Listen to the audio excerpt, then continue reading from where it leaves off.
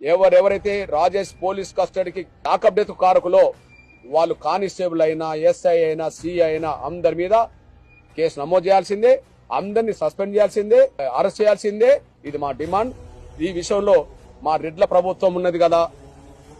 ముఖ్యమంత్రి ఎవరు? రెడ్డి. హోంశాఖ చూస్తున్నది ఎవరు? రెడ్డి. డీజీపీ ఎవరు? రెడ్డి. పోస్ట్ మార్టం చేసింది ఎవరు? రెడ్డి. వీడియో తీసింది ఎవరు? రెడ్డి. ప్రధాన కారకుడు ఎవరు? ఎస్ఐ రెడ్డి. అక్కడ ఎమ్మెల్యే ఎవరు? రెడ్డి. అంటే మీరు మనుషుల్ని చంపుకుంటూ మీరు కాపాడుకుంటారా? మీరు మనుషుల్ని చంపి అధికారం ఉన్నదని చెప్పి, వ్యవస్థ అంతా మీ చేతులని చెప్పి మిమ్మల్ని మీరు కాపాడుకుంటారా? అంటే ఎల్లకాలం మేము బలి కావాల్సిందేనా? ఇది మేము అంగీకరించే ప్రసక్తే లేదు.